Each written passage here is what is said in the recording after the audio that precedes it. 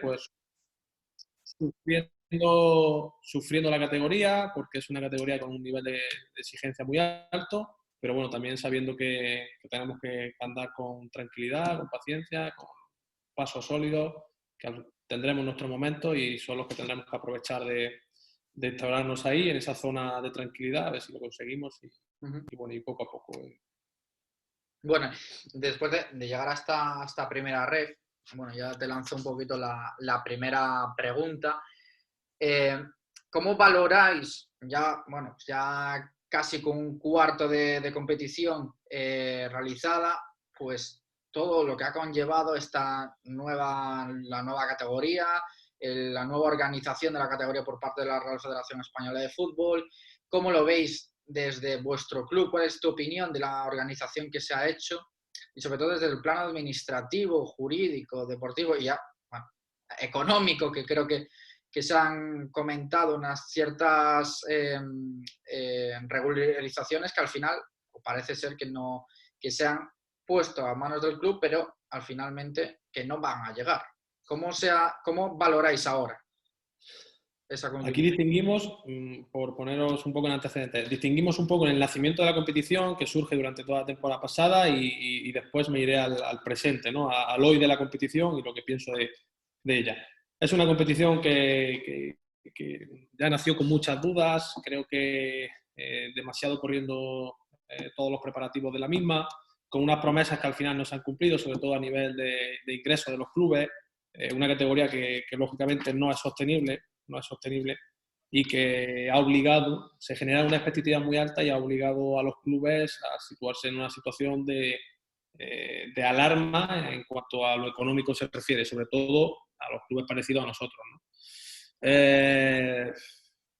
En inicio se prometió una serie de cosas, ya digo, de derechos televisivos sobre todo, que es los ingresos económicos más altos que se consideraban que tendríamos, que a día de hoy, pues no, ni a día de hoy ni mañana, ¿no? Ya nos dijeron que esa venta centralizada de los derechos ha sido por otras cantidades infinitamente inferiores. Y eso nos abarcó muchas dudas, mucha incertidumbre a la hora de una nueva competición que nunca se ha jugado, que es nueva, que no sabes el nivel de la categoría, que no sabes los grupos cómo se iban a conformar, porque al final se hizo de manera tardía, o eso pienso yo. Creo que todo debería estar bastante más claro pues un poco antes y ya te digo, difícil, ha sido un mercado muy difícil, unos meses de incertidumbre, de llegar a julio y no saber, oye, ¿qué tengo? ¿Cuánto tengo? ¿Y cómo lo tengo? ¿Y qué perfil de jugadores? Porque es una categoría en la que no conocemos el nivel, nos vamos a enfrentar a algo que no sabemos, que no conocemos. Es decir, puede ser uno de los mercados más difíciles de los últimos años, bueno, prácticamente todas las divisiones. Pues cuando vas a un mercado, vamos a jugar en segunda división, tú sabes lo que te vas a encontrar en segunda división. El nivel de los jugadores, la exigencia de la categoría, los viajes de la categoría. En esta primera ref, ¿no? Es totalmente nueva, es una categoría bueno, pues que teníamos que suponer y que imaginar en nuestra cabeza cómo iba a ser para intentar que se pareciese lo máximo posible a la realidad. Eso el pre. Luego el hoy, la competición es súper bonita. Es una competición y exigente, por supuesto. Creo que es una competición con un nivel altísimo. La compara, ¿no?, con un híbrido entre segunda B y segunda división. Tiene un nivel mucho más alto, un par de puntos por encima que tenía la antigua segunda B y eso... Yo lo hablo con muchos compañeros y sinceramente por lo que he visto tanto del grupo 1 y grupo 2, que creo que hay una diferencia menor, pero hay una diferencia en cuanto a nivel de exigencia entre el grupo 1 y el grupo 2, pero se acerca mucho más al nivel que a lo mejor podemos ver entre el duodécimo clasificado y el último clasificado de la Liga Smartbank, ¿no? Sí, sí, efectivamente, como tú dices, yo lo veo que es una liga que está más cerca de la segunda división que de la segunda ref, por el nivel que tiene, por los equipos que la componen y por las exigencias de la competición también, de los viajes también, en fin, un poco la composición de la competición hace bueno, que se intuya que está más cerca del fútbol profesional. Ya te digo, y creo que con el paso de las temporadas será una competición pues mucho mejor, mucho más asentada, en el que se irán definiendo ya los clubes que normalmente tienen el nivel para estar ahí en esa primera ref, porque a día de hoy, bueno, pues como nueva competición que es, creo que no está del todo ubicada en cuanto a jugadores, en cuanto a clubes, en cuanto a infraestructura de clubes, etcétera. Y en eso es lo que nosotros estamos luchando, en convertirnos en un club que se pueda consolidar en esa categoría, sabiendo que nuestro objetivo es difícil, pero consolidarnos en esa categoría, que nos dé esa primera ref y estabilizarnos ahí y intentar crecer a partir de ahí. Una vez que el club se asiente, por ejemplo, en esta categoría nueva, en primera ref, la estructura del Linares, a nivel deportivo, te hablo de dirección deportiva y secretaría técnica, ¿cómo ha crecido en los últimos 2 años, desde tercera división hasta el día de hoy? ¿Y cómo estáis organizados? ¿O cómo pensáis que también se puede organizar de cara a un futuro? Pues mira, partiendo de la base que al final todos los recursos humanos de cualquier club nosotros consideramos que son los más importantes dentro de todo el club. Ya te digo, las personas que lo forman al final son los que dan ese crecimiento o no al club y bueno, y la idea, los pensamientos, la formación, las ganas de trabajar es un poco lo que sostiene a cada club. Lógicamente en tercera división, pues no, bueno, la dirección deportiva la abarcaba yo solo, todo lo que es el tema de análisis de jugadores, el análisis de rival siempre pertenece al cuerpo técnico, pero bueno, siempre les das una mano porque al final vas viendo fútbol. Y el año siguiente en segunda seguíamos un poco con la misma, pero ya demandaba el club, yo en este caso como figura de dirección deportiva, algo más de recursos humanos cerca porque tienes que abarcar un mercado de jugadores pues, tan amplio que con una sola persona lógicamente pues es imposible, no había tiempo para poder hacerlo. Y bueno, este año es el mayor crecimiento dentro de la estructura deportiva en la que hemos incorporado 2 personas en Secretaría Técnica y Scouting, que es Antonio Cruz y José Olla, y bueno, pues junto a ellos es un poco, cada uno tiene una función diferente, uno análisis de rival y, bueno, y esa figura de apoyo al cuerpo técnico en cuanto a datos se refiere, luego otra persona, José, enfocado sobre todo al scouting y al análisis de jugadores, análisis del propio equipo y de cara al estudio del mercado a la próxima ventana de invierno y bueno, y la figura del director deportivo, que en este caso la asumo yo, de coordinar un poco a toda la secretaría técnica y muy centrado sobre todo en controlar el mercado, en las debilidades, analizar a tu propio equipo para detectar las debilidades que puedas tener y corregirlas en la ventana de invierno, que al final es la única que tenemos y tenemos que aceptar. Vosotros, a lo largo de la temporada, ¿cómo dividís el proceso de captación? Perdona, que no te he escuchado. El proceso de captación de la temporada de Linares, ¿cómo la organizas? ¿Hacéis una serie de meses de cribado masivo, de ver mucho fútbol, o directamente ya vais sobre un pre-scouting de temporadas pasadas? No, nosotros, las 3 personas que conformamos la dirección deportiva y la secretaría técnica, bueno, la base al final creo de la dirección deportiva es la planificación y la organización de cara a la temporada que viene, sabiendo que obviamente siempre surgen una barbaridad de imprevistos que te hacen reaccionar, te hacen tomar decisiones prácticamente instantáneas y bueno, intentar tenerla lo máximo controlada posible. Nosotros lo dividimos en 4 fases. En la primera es la fase un poco después de la ventana de verano, que es la que conformamos el equipo, organizamos la pretemporada, tratamos de realizar una plantilla lo más compensada posible. La primera fase que la iniciamos desde el primer inicio del primer partido de liga hasta un mes antes de que se abra la ventana de invierno, que es la fase bruta, abarcamos el máximo de jugadores posibles, tratando siempre y priorizando siempre el fútbol del directo. Ya te digo, vamos a ver un partido y podemos no analizar exhaustivamente a cada jugador, pero sí quedarnos con 8, 10, 12 jugadores de ese partido, los que nos hayan llamado un poquito más la atención, aquellos que puedan ser sub-23 al año siguiente y tú creas que te puedan interesar, aquellos que tú le veas con unas condiciones a primera vista que te puedan llamar la atención.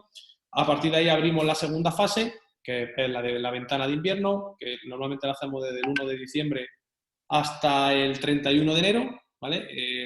Nos centramos en las debilidades de nuestra plantilla y nos anticipamos a las situaciones que se puedan dar, quizá posibles salidas que no tengamos, que anteriormente no contemplábamos que se puedan dar,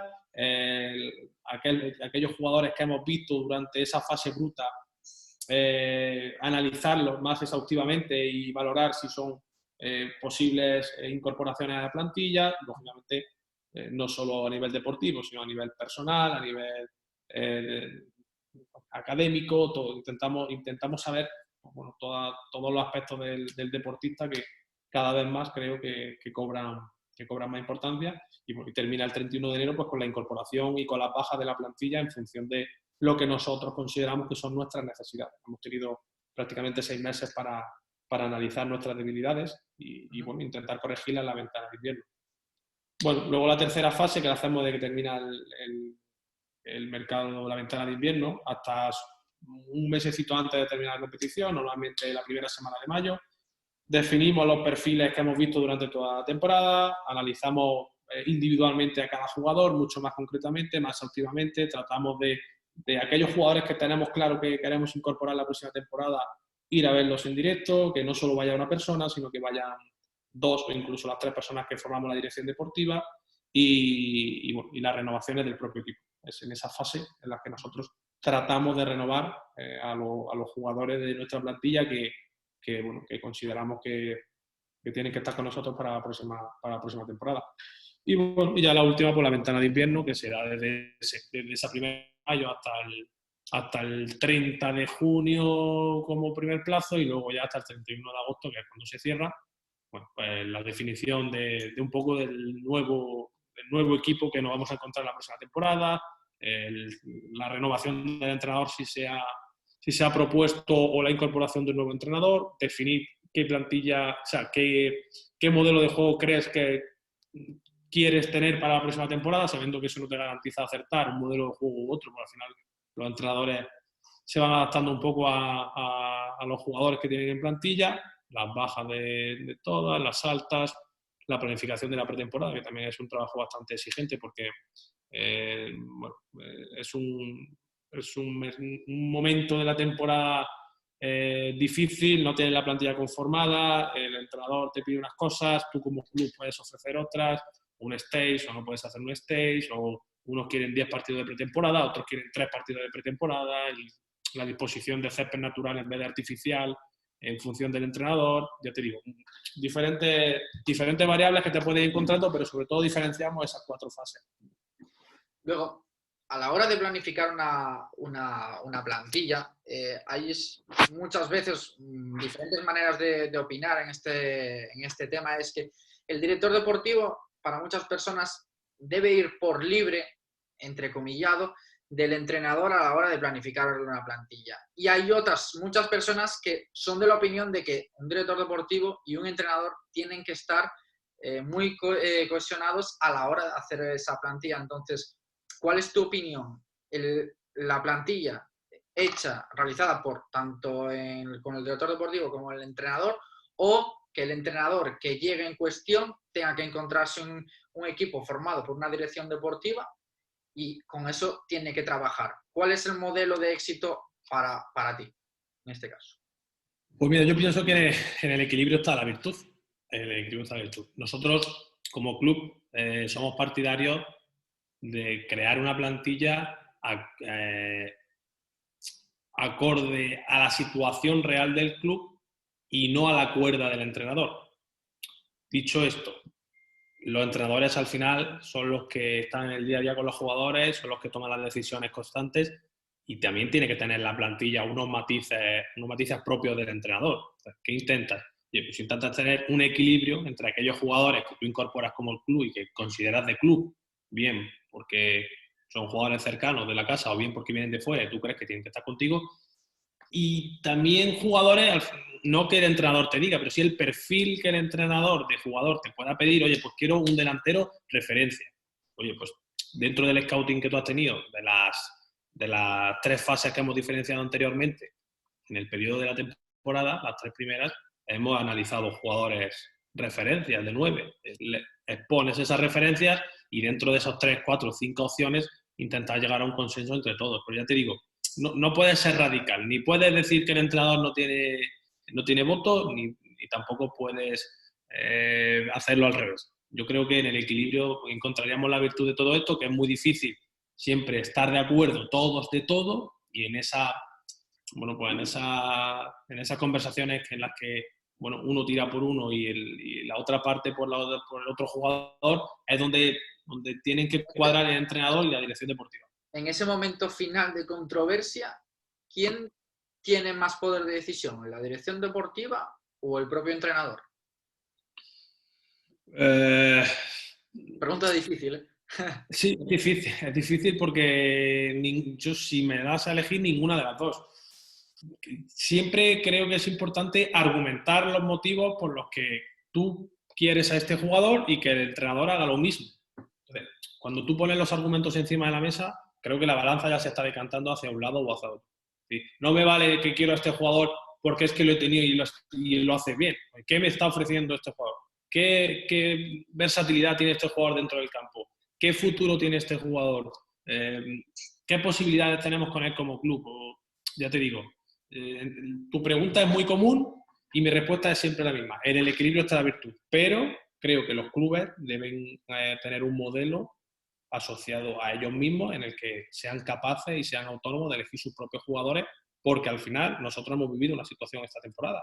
Tuvimos que cesar a un entrenador en la jornada 4 y nos encontramos con 34 jornadas en las que es un entrenador diferente. Entonces, si nosotros hubiésemos si hubiésemos dado al entrenador la posibilidad de hacer la plantilla, a día de hoy creo que nuestra situación sería jodida.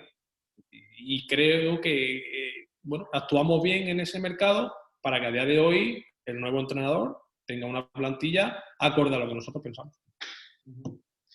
Bueno, después de esta reflexión sobre el tema de entrenador, el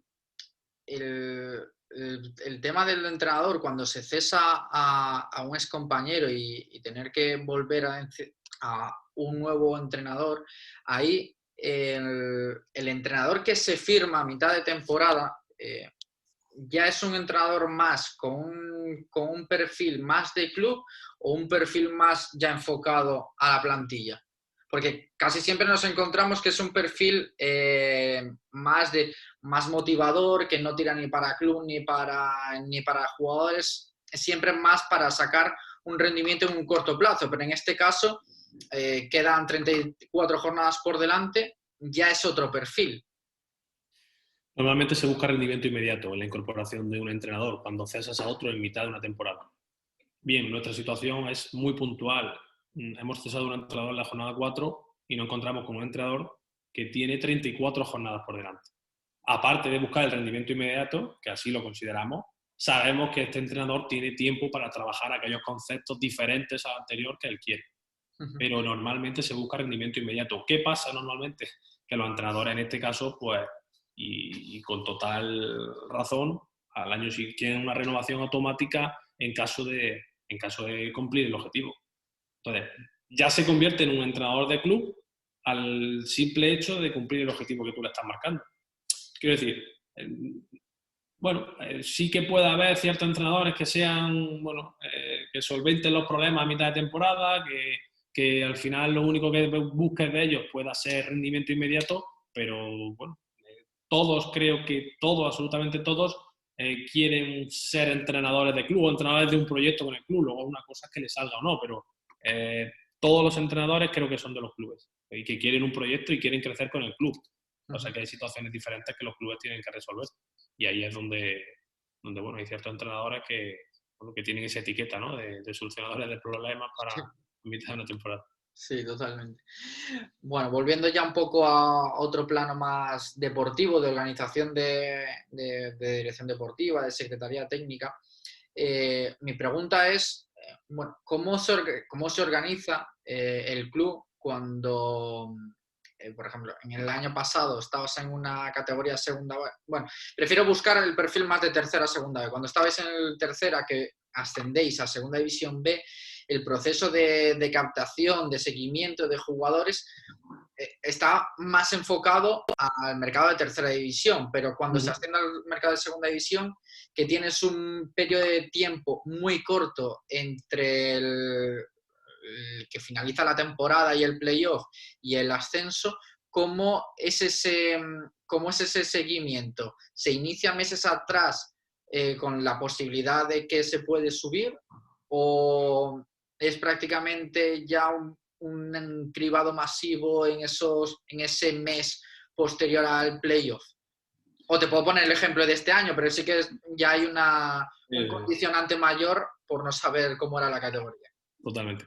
Pues nos encontramos con esa situación, como bien has dicho, el año que ascendimos de tercera a segunda B.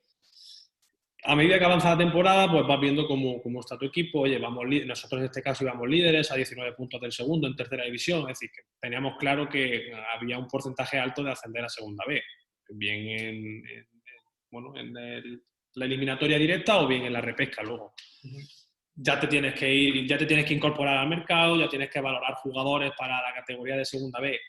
En este caso, la tercera estaba tan controlada que nos podíamos dedicar directamente a segunda vez sin necesidad de mirar tercera durante esos meses. Es decir, nos focalizamos en segunda vez. Si ascendemos, ¿qué pasa? Porque si nos quedamos en tercera división, el mercado lo teníamos muy controlado y es verdad que es un mercado un poco más local. Los jugadores cercanos a la provincia, y si no son de tu provincia, oye, provincia colindante, como puede ser Granada, como puede ser Córdoba, como puede ser Málaga, que son jugadores que ya lo has tenido, que no lo has tenido, pero sí lo has visto mucho, has tratado con ellos, sabes cómo se desenvuelven, incluso has jugado contra ellos. Entonces nos focalizamos sobre todo en jugadores de segunda B, pero hubo un condicionante mayor que era que nosotros no subimos ascenso hasta mitad de agosto prácticamente, que no se fuera el 10 de agosto.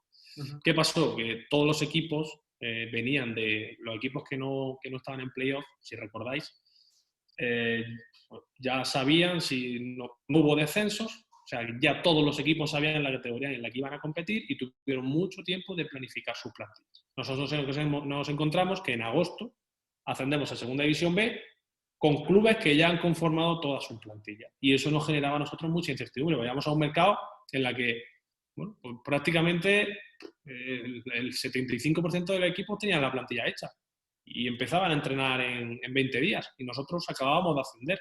Y eso nos generaba mucha incertidumbre, mucho dolor de cabeza, muchas horas también delante del ordenador, delante de los datos para intentar acertar luego. Entonces ya te digo que lo dirigimos directamente a ese mercado de segunda vez. Por suerte, bueno, pues tuvimos un acierto bastante alto en todos los jugadores que trajimos y fíjate, al final pues los campeones de grupo. Bueno, dentro de ahí en esa parte de la temporada, como en todas, entra un perfil también dentro de relacionado con las direcciones deportivas y que en el mundo del fútbol, que es el tema del representante, del mundo de la representación. Que ha ido creciendo esa figura en los últimos años, a lo mejor en zonas geográficas que no estaba tan instaurada, como siempre estaba más cercano a las grandes capitales y no tanto a las zonas geográficas un poco menos pobladas, pero ya cada vez más se está viendo. ¿Cómo es esa relación del director deportivo con un representante? A medida que creces en categoría, también crece el nivel de las agencias de representación. Todo está relacionado con el crecimiento deportivo. Es decir, crece porque son más profesionales, obviamente, porque tienen más recursos económicos para dedicarse a la intermediación de los jugadores en este caso y efectivamente, como bien dices, las empresas de representación hoy en día han crecido tanto que tienen personal de captación en prácticamente todas las ciudades, incluso en los pueblos. Es decir, te puedes encontrar una agencia de representación fuerte en cualquier punto de España, en un pueblo perdido que dices, no, aquí no, allí te lo encuentras. Entonces, la relación con ellos, bueno, al final es una relación que están condenados a entenderse porque tenemos un trato directo en las dos ventanas, incluso cuando no son las ventanas, seguimos teniendo trato con ellos. Oye, mírate a este jugador, yo soy mucho del fútbol en directo, oye, dime qué jugadores me vas a ofrecer luego que los quiero ver en directo. Al final es una relación muy constante durante toda la temporada y durante prácticamente todo el año. Bueno, va haciendo relaciones con unos, con otros, sabiendo que hay un límite que no puedes sobrepasar porque ellos son una agencia y mirarán por los intereses de su jugador y tú mirarás por los intereses de tu club y que al final el objetivo de todo es llegar a un punto en común, un punto de acuerdo. Aquí los dos tenemos que ganar. Lo que no me puede ser, oye, yo voy a ganar, yo te quiero engañar, entre comillas, no te engañan, pero sí tratas de buscar el mayor interés para ellos y tú, pues lógicamente, al contrario. Entonces, figuras que están condenadas a entenderse, que yo soy partidario siempre de las buenas relaciones con absolutamente todos, porque es mi manera de pensar y porque creo que todos tienen que aportarte algo positivo.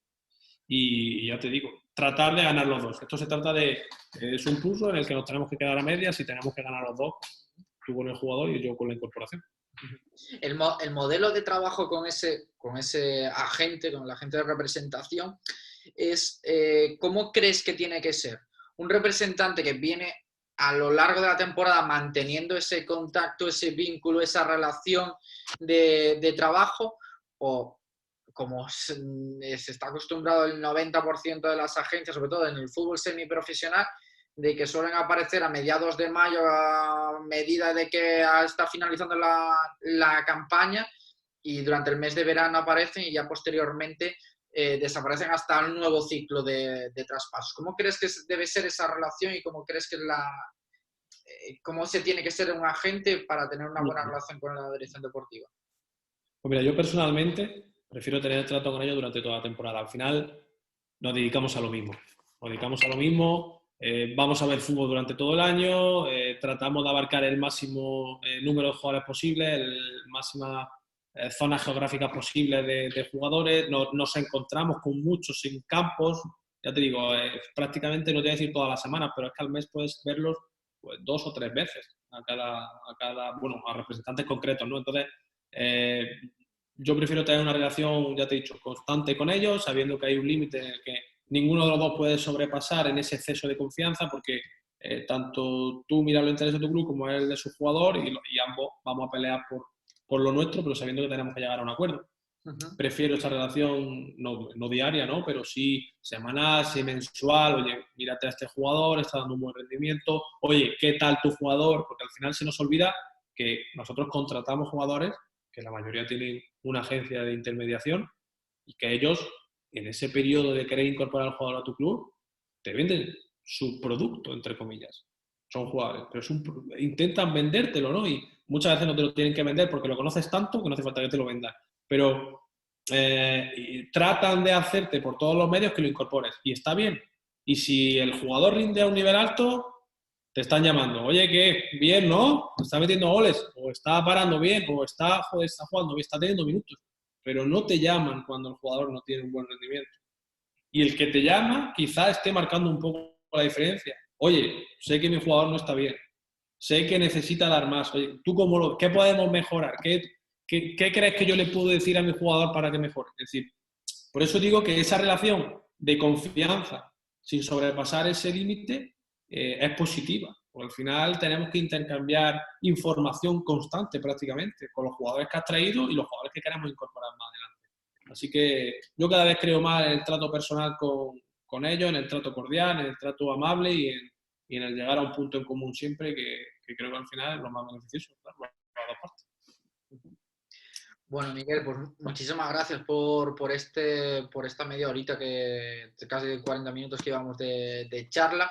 Voy a abrir ahora un poco el proceso de a ver si alguna de las personas que está con nosotros quiere realizar alguna pregunta, y os las podéis ir colocando por el chat y pasaremos a responderlas en los próximos minutos.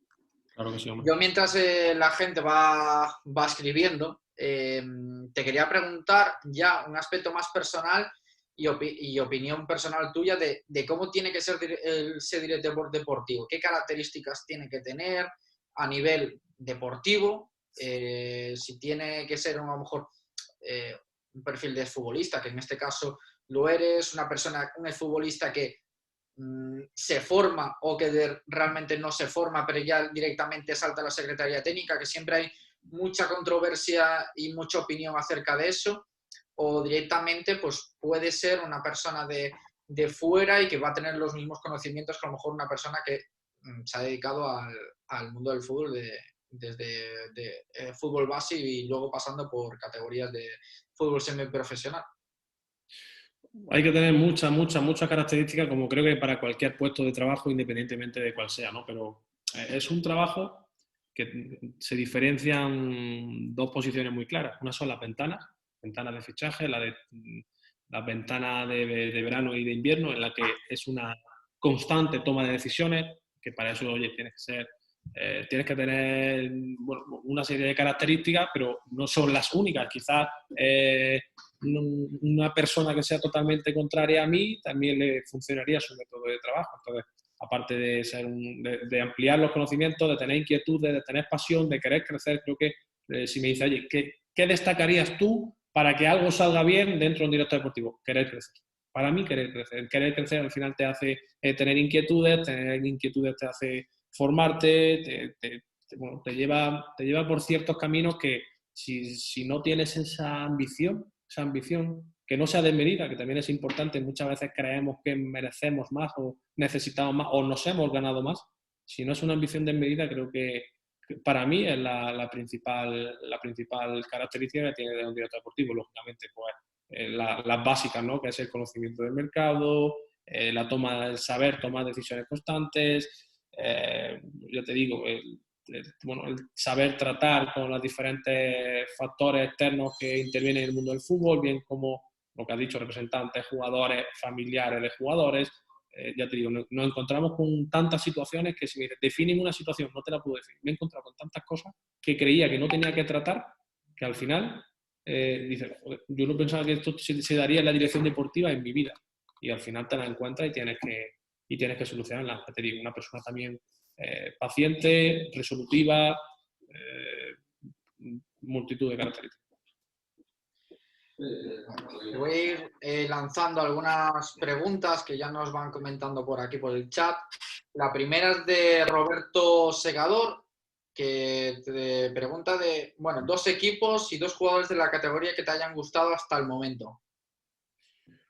Pues mira, nos podemos ir a lo fácil, ¿no? Que es irte a los clubes que se presuponía que iban a estar ahí en la zona alta, pero bueno, voy a tirar por otro lado, como buen analista que también debemos ser, que es otra de las características, ¿no? Y que requiere un director deportivo. A mí el Alcoyano me parece un equipo que ha confeccionado una plantilla con mucho sentido, con una idea muy clara también, con una idea muy clara, y que han creído en su idea hasta el final.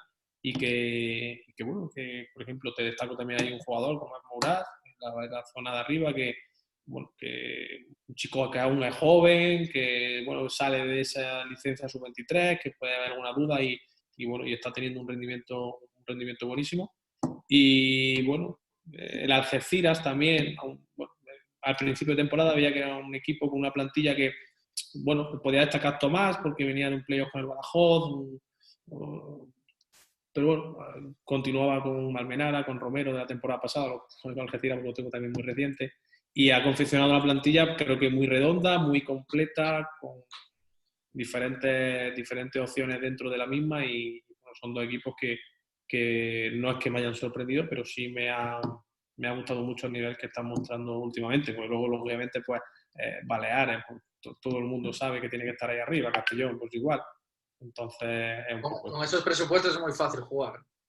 Bueno, nosotros, a veces digo a la gente, al final si tú pones a 100 personas y le dices, oye, que dime los 25% de equipos descienden, dime 5 equipos que vayan a ascender. Pues la realidad es que en todas las quinielas van a meter al Linares. Ahora estamos nosotros para exprimirnos, para darle la vuelta a la situación, para tratar de exprimir al máximo y de ganarle el máximo de puestos al presupuesto, porque realmente en presupuesto, si no somos el 20, somos el 19. No hay mucho más, de verdad. Tenemos un presupuesto limitado, somos un club deportivo, no tenemos inversiones privadas, no somos una sociedad anónima deportiva, ya te digo. Bueno, nuestra situación es la que es, pero somos conscientes y, oye, y complejos ninguno y nosotros vamos con todo. Perfecto. Ya verás cómo saldréis de ahí. Os he visto ya un par de veces esta temporada y es un equipo que vamos, yo, sobre todo desde el cambio de entrenador, es un equipo que le he visto crecimiento y una tendencia positiva, pero bueno, ahora se tiene que trasladar allá al terreno de juego y seguramente salgáis. Las áreas. Bueno, te traslado otra pregunta de José Luis Guerrero, que te pregunta que cómo clasificáis en la Secretaría Técnica a los jugadores que veis. Pues mira, nosotros, yo personalmente, bueno, lógicamente, aparte del nombre, la edad y el club, que eso es algo básico, le doy mucha importancia a la ciudad de donde es el jugador. Anoto la ciudad de donde es cada jugador dentro de la base de datos. Yo, si, imagínate, estoy en Jaén, ¿no? Linares, ¿no? Que pertenece a Jaén. Sí. Filtro y te pueden salir todos los jugadores que yo he visto que son de la provincia de Jaén. ¿Qué ganamos con esto? Al final, cuando tú llegas a un sitio nuevo, lo primero que yo quiero es crear un sentimiento de pertenencia de los jugadores. Un barrido rápido de aquellos jugadores que sean de la provincia. Hay herramientas que te lo dan ya, ¿eh? Hay herramientas que te lo dan. Pero bueno, yo lo hago a nivel propio, es casero, es mío, en mi base de datos, en un Ambers o un Excel. Al final es con lo que nosotros trabajamos en base de datos. Y la ciudad a mí me parece muy importante. Creo que nunca se le ha dado mucha importancia porque, bueno, ya si voy allí ya miraré los jugadores, pero a veces te sorprende. ¿Por qué ese jugador está allí? Situación familiar o porque no quiere salir de casa o porque ya quiere volver a casa. Y a mí me parece un factor interesante. Perfecto, pues otra pregunta de Jorge Zaldívar, que aquí ya te pido una recomendación personal sobre algún libro o perfil de Twitter que creas interesante. Perfiles de Twitter tengo una barbaridad. Cada vez nos vamos inclinando más por los nuevos perfiles de análisis de datos en categorías del fútbol no profesional, que nosotros, por cierto, estamos trabajando con Vsoccer Pro y bueno, y nos proporciona una barbaridad de datos. Creo que es un paso que en el fútbol no profesional, que no hemos hablado de esto, pero aprovecho Ahora, lo que acabas de decir. esa última pregunta te la iba a hacer yo ahora. Sí, bueno, nosotros en tercera y en segunda vez hemos firmado sin datos totalmente, nada más que yo para mí ya he dicho que es fundamental y básico el fútbol en directo porque se percibe una serie de sensaciones que el vídeo no te lo da, el vídeo es un apoyo. Y ahora, bueno, trabajamos con Vsoccer Pro, tenemos NAC Sport, tenemos Vpro también, que bueno, más en editor de vídeo que en análisis de datos, y tratamos de utilizar esos datos de la mejor manera sabiendo que, bueno, ya lo han dicho los referentes de la dirección deportiva, como Monchi, creo que hace poco lo dijo, ¿no? No puedo firmar al jugador con los datos, pero tampoco sin el dato. Nosotros estamos más cerca de firmar al jugador sin el dato que con el dato, porque tenemos datos, pero no a nivel de fútbol profesional, de primera y segunda división. Tenemos datos, ya vamos teniendo aquello que nos puede interesar, oye, porcentaje de duelos ganados de un jugador, o las carreras progresivas, pases progresivos, ya vamos teniendo ese dato que es súper interesante y que al final te crea un primer filtro. Yo pienso que el dato hay que utilizarlo para filtrar, oye, 10 centrales o 5 centrales y ahora me voy a verlos en directo. Y voy a verlos en directo y los analizo. Y si el dato dice una cosa y el directo dice otra, yo a día de hoy tiro por el directo. Priorizo mi sensación, lógicamente, a los datos. También te digo, no sé si en el fútbol profesional los datos son tan exactos, que imagino que sí, que te proporciona una información súper interesante para eso.